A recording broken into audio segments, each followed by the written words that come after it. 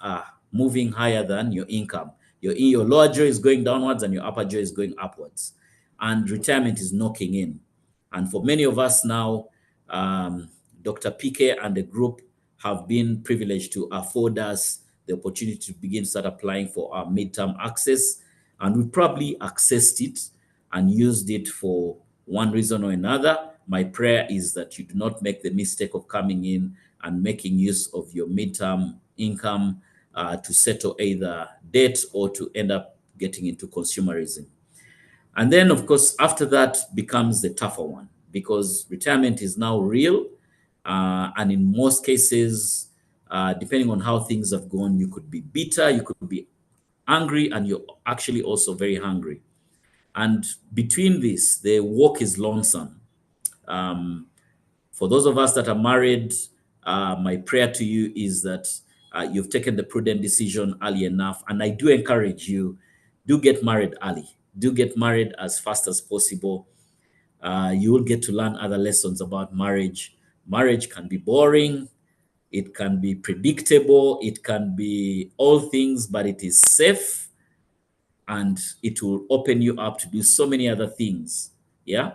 So how I pray that your journey will be different and that you'll make a deliberate move to save and invest wisely.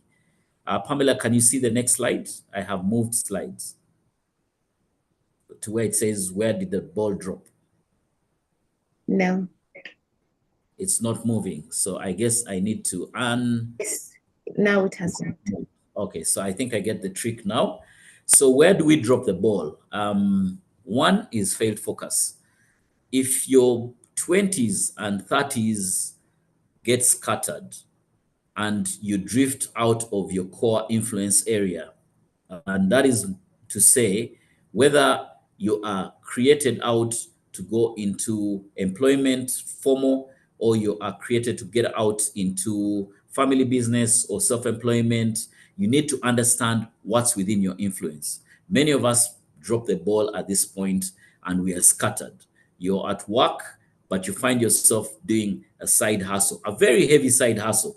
I'm not discouraging you from doing side hustles, but some side hustles are extremely heavy and you'll pay the ultimate price of failed focus. The second one, which mainly applies to my generation, and you can see it in everything that's happening. We are in our mid-tier career, mid to late, but you can see that we are also products of a very bad playbook. And this playbook comes in from the way we were brought out. We were brought out hard, and I just need to share very briefly that yes, I'm a product of the wars. I've been a child born into and seen every single war of this country. I was born into the season when Idi Amin was ousted, and I lost my dad during that war. I was also a product of the war that ushered in the regime of President Museveni into power. And I was in my early school days there. I was also a product of, I'm a refugee. I've been a refugee out of Uganda before. I've been a refugee into Kenya in between the time of Idi Amin into the time President Museveni came into power.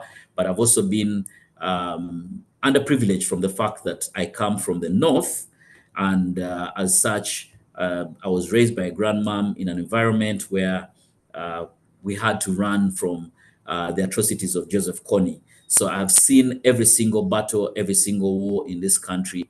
So we have some real hard wiring that is coming to us. And that playbook tends to work on the pro and on the con side.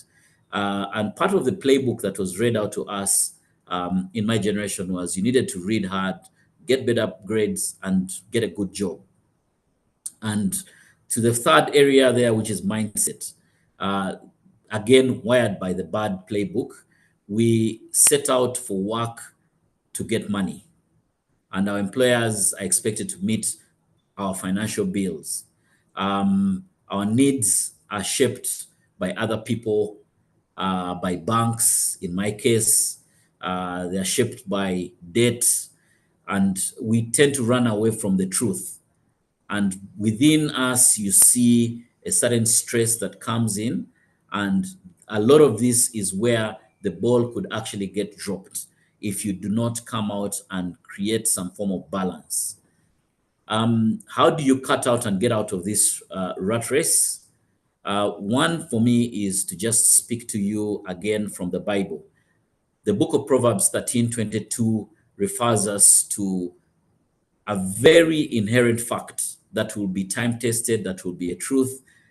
And for any of you that is aspiring into parenthood, or those of you that have had the fortune of having a stable family and moving with parents that have had to think through what they will be leaving you, the book of Proverbs speaks to generational wealth. And it says that a wise man leaves inheritance for his children's children. And how I pray that you will be one of those generations that will be able to inherit. And as a country, you'll notice that we are at a tipping point where we need to all pray that there will be an inheritance that many of us will be able to leave for our children. And I also pray that as you save, as you invest, you begin to start taking contentment in the simple things of life: discipline, perseverance, courage, deferred gratification. Yeah, that even if you walked out and saw your friends, your circle of influence, dressing up in a Louis Vuitton or buying the latest gadgets at the iPhone, that you will have the control and the self-control, the breaks within you to be able to control that. And life is a process, and refinement is a process. And Pamela just confirmed that you can see the screen.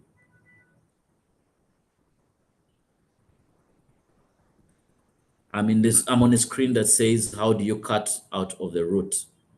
No, we're not seeing it. We're still on Okay. where do. Yes, we are on All right. it now. Okay, so I would like to speak to the process. This process would be a bit rigorous and it can be a bit painful.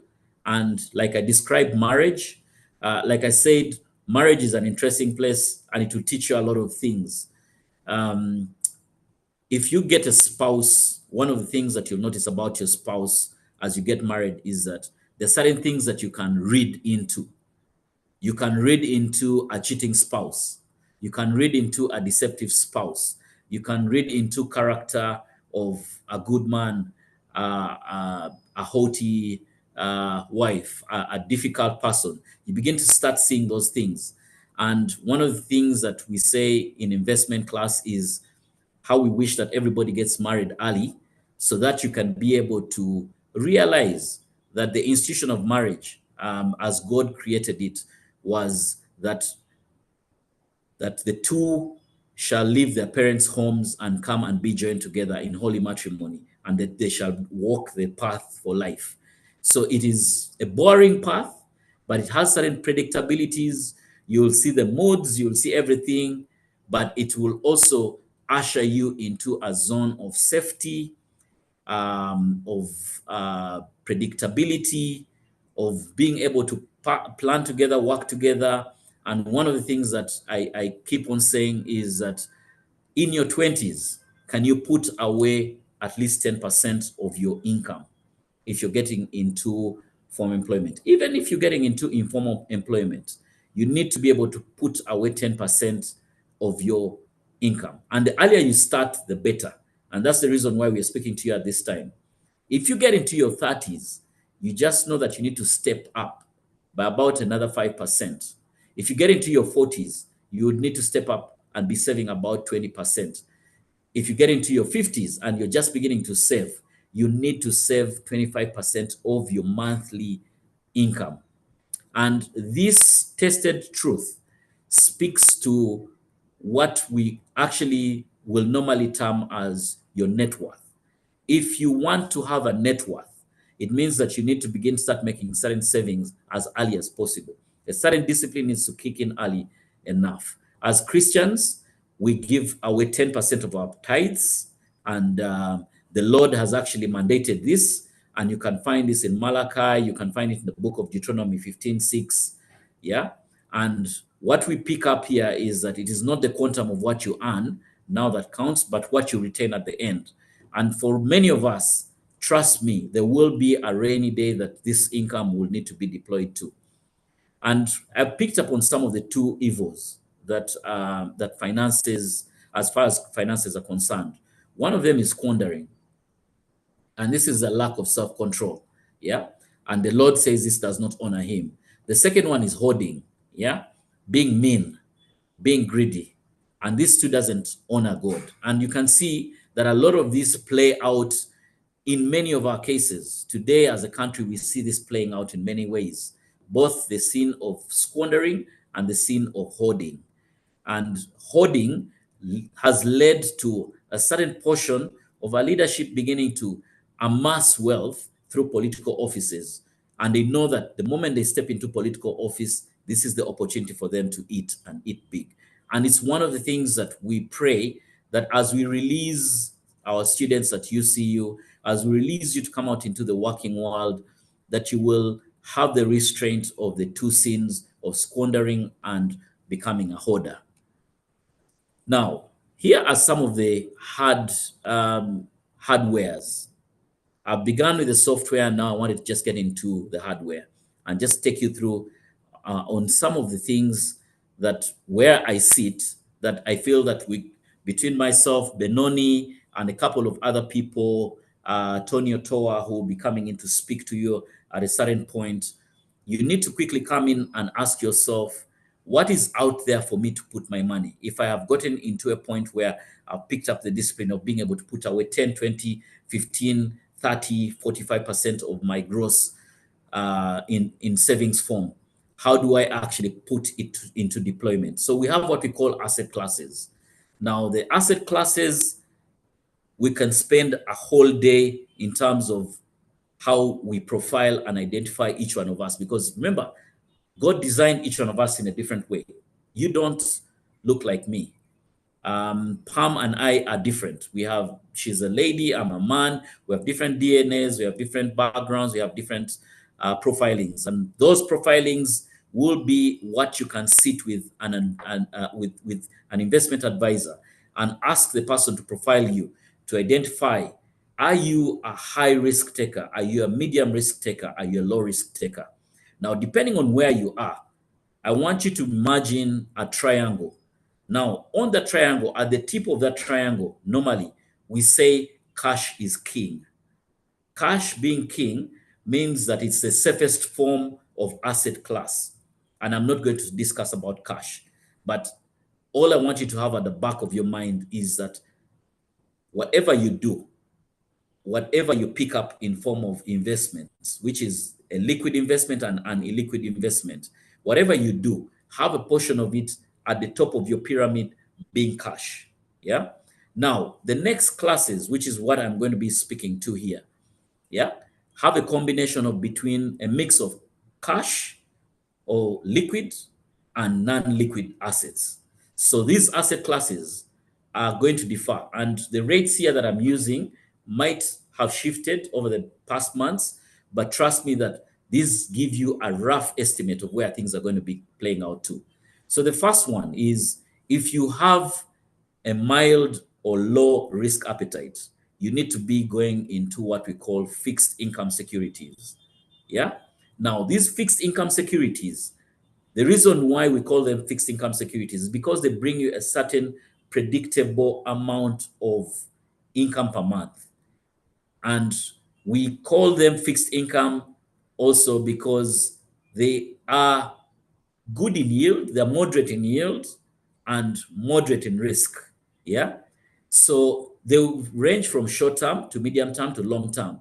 Now, in the short term, WHT there means withholding tax, which is a tax that has been implemented on all fixed income securities that you'll invest in. Now, over the past 5 years, you notice that the government of Uganda has been trying to expand its tax base.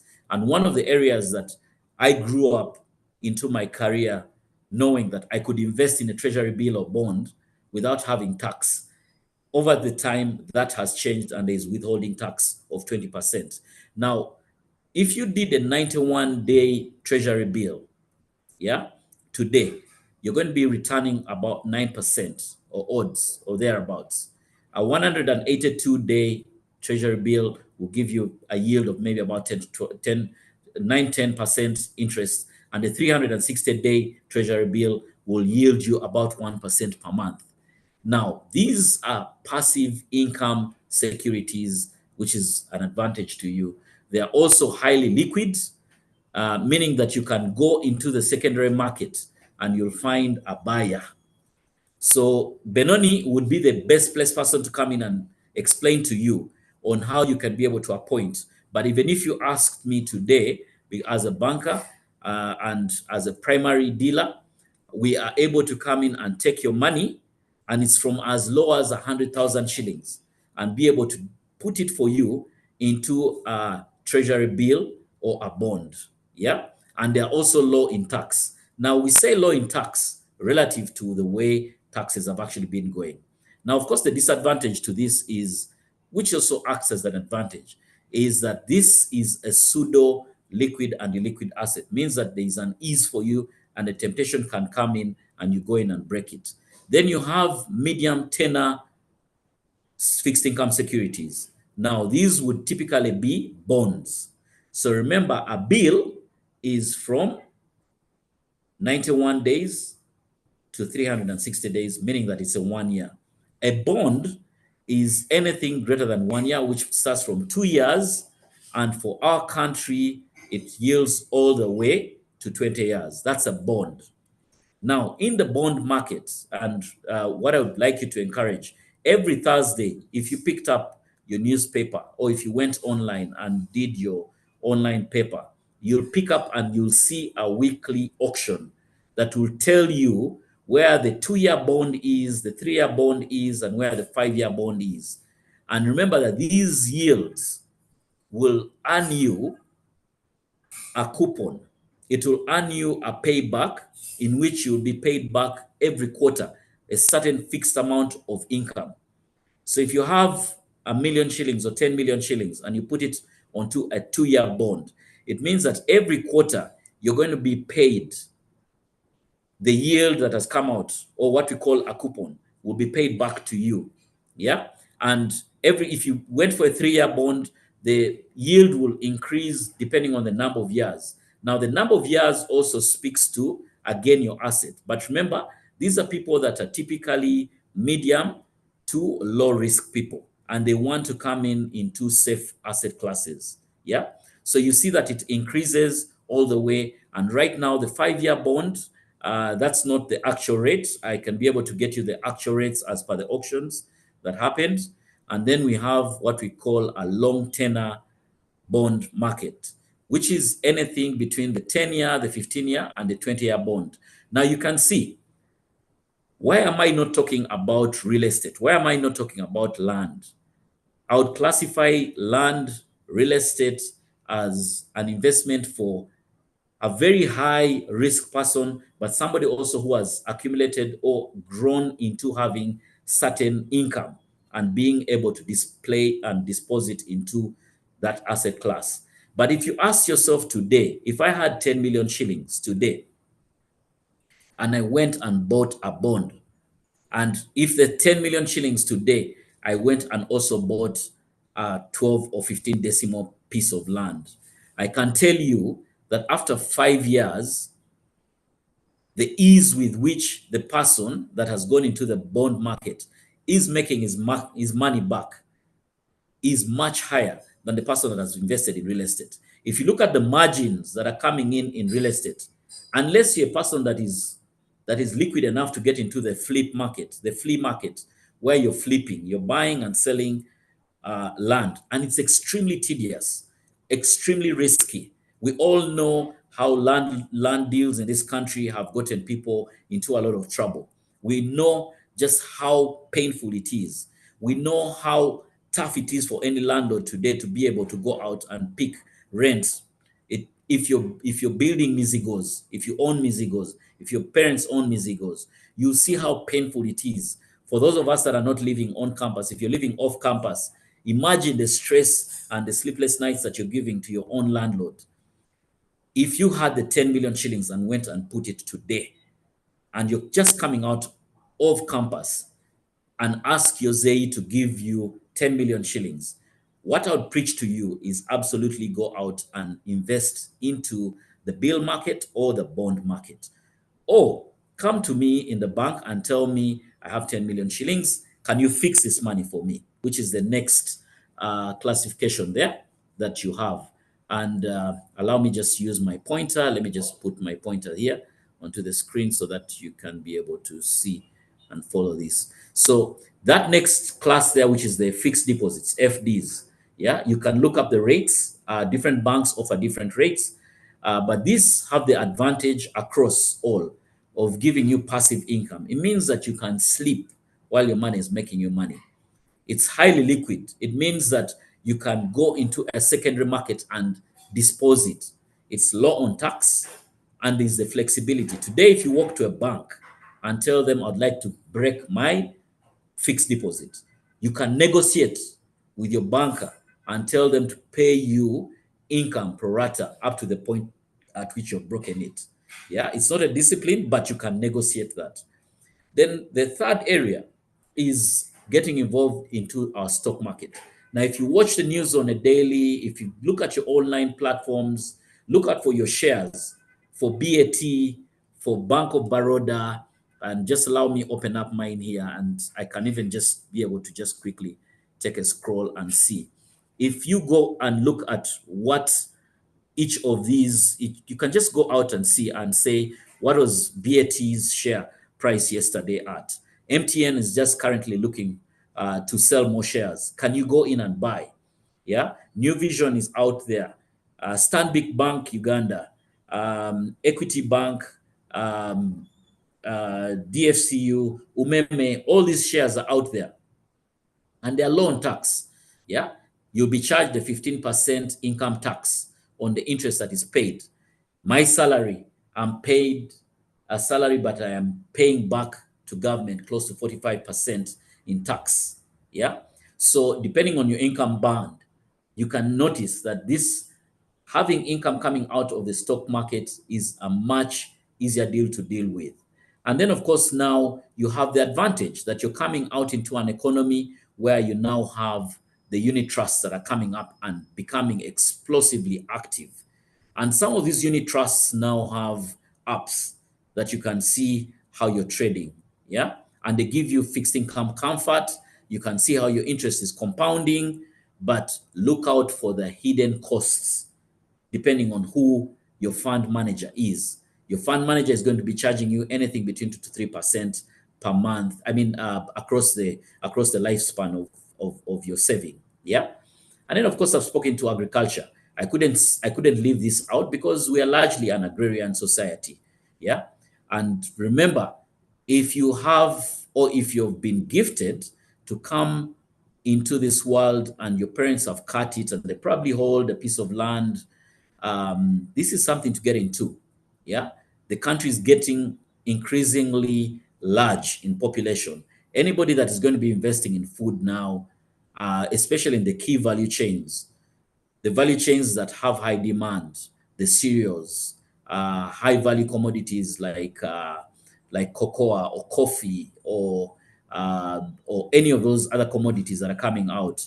It is one of those things that is definitely going to be coming out as something to take and retain your wealth for the next generation. Of course, it has its unpredictabilities, whether it's extremely laborious and inputs have been really faked. There are too many fake inputs. But the biggest thing is that if you're getting into agriculture right now and you're doing it right, you have a lot of tax exemptions. From equipment purchase, you can go in and buy a brand new tractor and you're not going to be charged a single coin. Your hose, you'll go to the market and buy hose and there'll be no taxes. Your fertilizer is not taxed. So that is the benefit to agriculture. So I just wanted to close out there and just go back again and reiterate a couple of things here and just say, if you're coming out, I would like to open up and take a bit more questions. But if you're coming out here, do not fear to take debt. Do not avoid debt, but be wise on how you deploy it. Yeah, and I'll put for you some of the Bible verses there, but also some of the material that you can go out and read on your own from Robert Kiyosaki. One of the things that I did when I got out of school into the workplace is I read the cash flow quadrants. And I am also happy to be one of those people that consider myself an early adapter into the non-fiat currencies. I bought my Bitcoin in 2013. I sold most of it in COVID when it bumped up to about 49. And I can tell you, it was a period for me to smile, but how I wish I had kept my coins up to now. So many people fear some of these classes, but you're in a generation that you're going to have a lot of information in your fingertips. What I would encourage you to do is not to get into the forex trading market. And if you're getting into the coin space, if you're getting into the cryptocurrency market, please get in not speculatively. Hold it in as an investment. I can tell you, as I lived in South Africa, what I did is because I had a bit of disposable income, I put just $1,000 into my crypto app then in 2013. And I can tell you, if you want to start it off, go in, trade in a $10, trade in $100. Ask your Zay to give you $100 and see how you can be able to pick up. And you don't have to get into the Bitcoin space. You could get into Ethereum. You could get into any of these other coins. But it's one of those things that you'll notice that we have a generation where some of us are extremely cautious about it. But all I would say is that you're coming out into a generation where you have a lot more data that you can play with. So venture out, go in, but I want to encourage you, there will be a day that you will need an emergency fund. Save for that. And do not come out into the greedy expectations that this economy seems to be spewing out. And I bless you. I think at this point, Pamela, I would like to take any questions and open up for conversation. Thank you.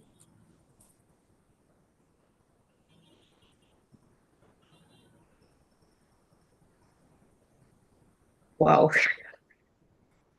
Thank you so much, Mr. Wanok. This has been great, beyond eye-opening, I think. I have a few questions here. Looks like you got the risk takers excited. And those of us who like to be on the safe side, you really pushed us to the edge. But it's an interesting question. Thank you, Mr. Wanok. Is there a time when it is too late to build generational wealth?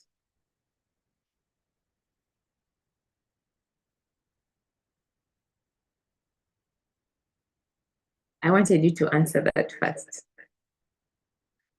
Is it ever too late, Mr. Wanok?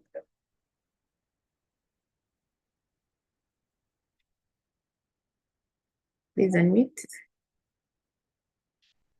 Sorry. Apologies. Sorry. Pamela, both generational and intergenerational wealth, I want to say that it is never too late.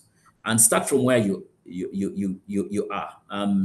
My dad didn't leave me an inheritance, but I'm fortunate enough to have a mother who's been able to build up a bit of a small portfolio that she hands over to me. And I'm also building for the next generation. I want to say that there is never a time that it's too late. And just of be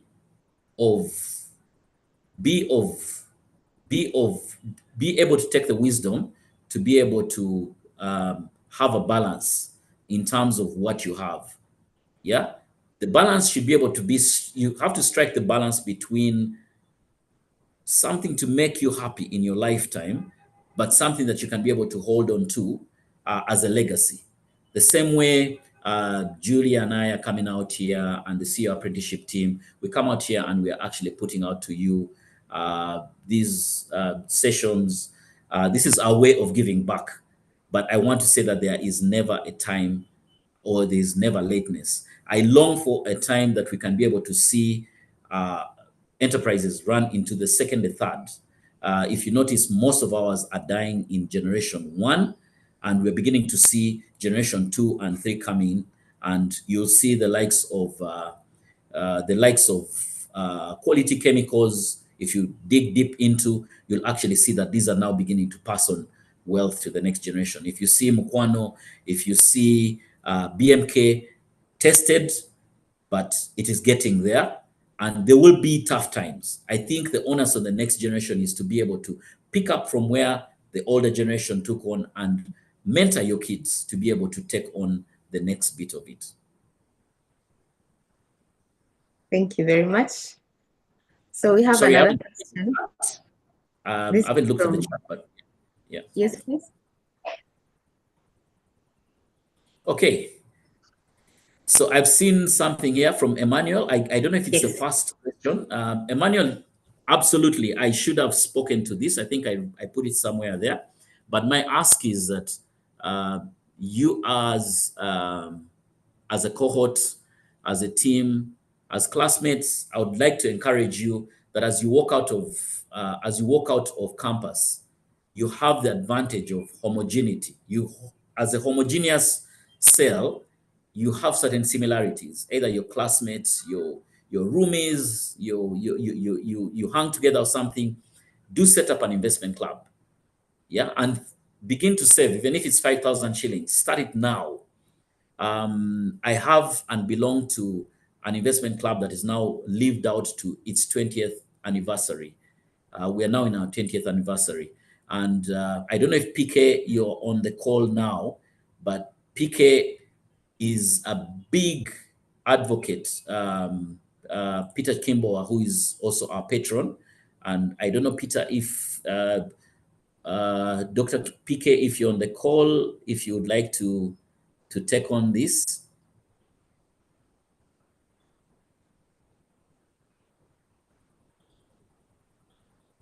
Okay, he might not have come in yet, but test yourself on the simple things. Begin small and keep increasing. And what we encourage is that as you come out, begin to save for your age band. In your 20s, one of the things that PK will tell you that he has studied a lot of these clubs and groups and associations. He has studied the fact that in your 20s, you should be able to hit a certain monthly saving amount. And it ranges between 10,000 shillings to 100,000 shillings. But as you get into your 30s, you'll see that because of the inflation in the country and all the things that water out your savings, you start to get into the 150 to 250 band. And in my band, I have to be getting into the range of about 500,000 shillings if I am beginning to start now. But if I began where you are, I could still be running consecutively with 150 or 100,000 shillings per month. So I encourage you, absolutely, start off now, but go homogeneous, go with a group of people that you know. Money does have its own way of testing people, I must say. So you will learn character. Character will be tested in those groups. You learn who to trust. And one of the things that we preach is don't just save in a club, in a source, in a circle, just to be able to get money and lend it to each other. Save and begin to start investing. Take a unit trust, come to the bank and fix money. Go and buy a bill, a bond, pick up a plot of land, diversify as much as possible. Yeah. Thank you so much. We have more questions in the chat. I think I saw. Okay, I think somebody's asking me to expound on the difference between debt and consumer debt. The difference between debt and consumer debt. Okay, so consumer debt basically is when you come to the bank and you take debt, or you go to a money lender and you take debt to buy a liability. Yeah, so a liability would range. It's, to pimp up your wardrobe, to buy a car. That's consumer debt. Yeah, there's a thin line even on some areas like marriage, bride price, and things like that. It's a thin line, but consumerism typically speaks to liabilities, the things that are going to depreciate in value. Yeah, take debt to get an asset. Get yourself a house, a mortgage is a good because it comes onto your P&L, onto your balance sheet. Onto your balance sheet, a property will come in as a plus. It will come on your asset side. Yeah, if you buy a car, you'll have to put it onto your liability side because the cost of maintenance, the cost of depreciation of that asset is way higher. Whereas if you've got a piece of land or if you've got to invest into a unit trust, you put it onto your asset side because it appreciates in value. If you revalue these properties from time to time, you'll notice that they increase, including biological assets like animals. Animals, a cow will give birth to another, a goat will give birth. So you have both liquid and illiquid assets, but you also have liabilities. Yeah. Great. Thank you. Thank you so much. I'm seeing, of course, appreciation messages as well. This is from Pauline. Pauline says, I have a question for someone still learning and growing in this. Would you advise enlisting the help of an accountant to control your funds? If not, who would you advise we could turn to for help to control our funds? Okay. Thanks, Pauline. I think that's a good question. And this is a time-tested question too. What I would tell you is that for you to be able to begin start enlisting an accountant, look at your portfolio. The more it grows, you definitely need to start having certain professionals onto your book, onto your band. But if you're a small unit, if you're an individual, for now, the first point that I would refer you to is yourself.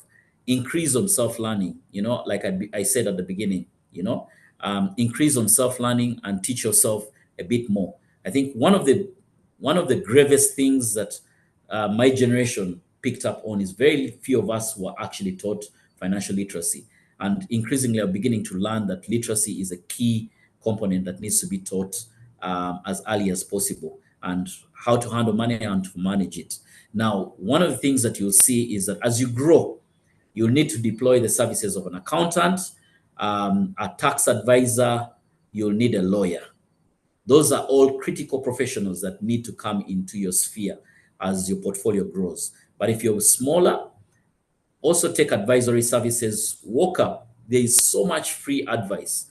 Walk up to a bank. If you came to me today on the bank side, I'll be able to immediately analyze your portfolio and tell you, if you're overly geared. For those of you that are doing BCom or doing finance, you have what we call gearing ratios. So I'll be able to understand and say you're too much in debt, and I'll be able to quickly advise you. And if I can also be able to tell you how much equity needs to be brought in, either from yourself or from you going out and seeking for peer capital to be invested into your business, or in form of debt to come in and inject to spur your business. Sometimes you can be able to actually go to individuals in different places and just walk in and you get so much free advice. Wow, we didn't know about the free advice. Thank you very much. Thank you. So we have another question from Dixon, and he's saying that from your own experience, treasury bonds, unit trusts, which one of these is the best way to invest? Okay, so I'm not going to prescribe on this because, like I said, all these, first of all, give you a fixed income return. Yeah.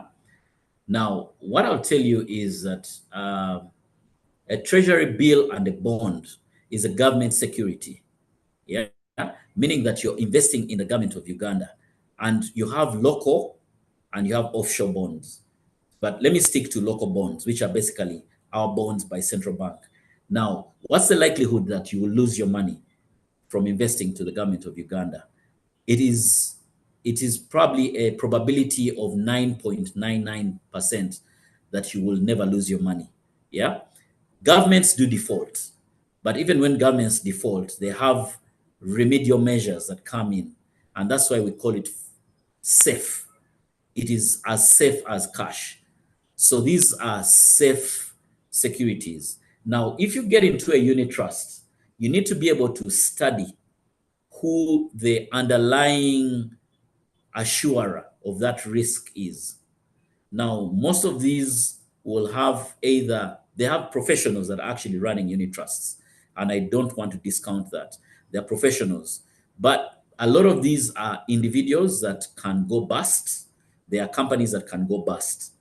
So what I would advise is that you have a safety net where you are able to split your portfolio. If you have 10 million shillings, I would say put about 8 million or so, like 80% of your portfolio goes into your safety zone, which is in the government security, and have another 20% that can be spilled and broken out into fixed deposits and unit trusts. Now, speaking to fixed deposits, banks are tested over time. And yes, I mean, 2023, 2024, 2023 have been unique years. I mean, in the last 1 year, we've seen 3 banks go under, but you've seen that every single depositor has been catered for.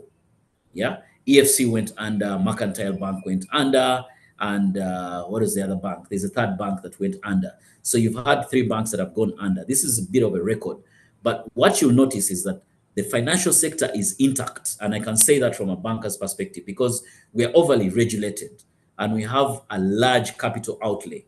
That capital outlay is meant to pay out depositors should anything happen to a bank. And that's why you're seeing that not many people have lost money compared to the time and the years when bigger banks went under. Yeah. When Crane Bank went under, it was bought off by DFCU. When the other banks went under, they were bought off by other banks. So we've not had a heavy hit on the financial sector. So I would also say put your money into a fixed deposit in a bank. Yeah. Right. Thank Pam? you.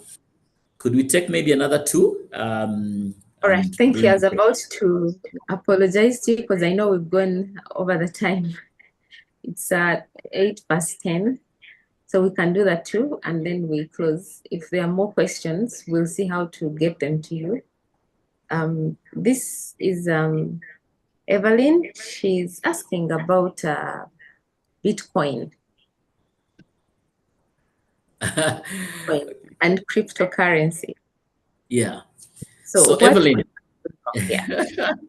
Evelyn, I would say trade cautiously. Yeah. At 2 levels. Yeah. First and foremost, like I said, I wouldn't encourage you to get into forex trading. That one, I think I made that very clear. Leave that. That's why people like Benoni Okwenje are employed full time by Centenary Bank and the likes. They are paid to look at the forex market. But let me speak a bit about crypto. Yeah. I would strongly not advocate you getting into the crypto market as a speculator, where you're going in and you're taking on other people's money and investing it. But I'll give you my own experience, and this is really advice on my own. I don't want to project it onto anybody. I'm an early adapter on many of the technology platforms. So I got to trade, and I actually use Mycelium as my trading app, and I've stuck onto my Mycelium app for all the years that I've traded onto the coin on the Bitcoin market. But I'll tell you that it has its heartbreaks. There are moments when it dipped and you're losing money, but there are also moments now when it began to start rising. But one thing that I can see, and we're waking up to in the financial sector, is that cryptocurrencies are definitely coming in as a way to trade for the future. What I would say is exercise a lot of caution. There are very many trading platforms that are out there, and you've seen some of them actually go under. You've seen some of the big players even get into jail. Put in what you can be able to lose. Do not go in trading into very high positions. Trade into something that you can be able to lose. I look at my own Bitcoin as a passive income. It's not something that I actively look into. And like I said, at one point it sank so low, and by the time we got into COVID, the coin actually started to rise, and I disposed of quite a bit of my crypto. And I can say that today I'm regretting, because if I had held on a bit further or held a lot more of it, because now I am keeping a very minimal amount into the coin, but I'm one of the few people that did not really go out and lose money onto it. So I encourage you, don't go in as a trader, don't go in speculating, go in as a passive investment. But definitely these coins, and it's not just Bitcoin, it's Ethereum that I've seen rising. I've seen all the other coins are beginning to actually pick up and study a lot of it before you get into it. That is golden advice. So this is the last one. The Deposit Protection Fund has a threshold of only 10 million shillings.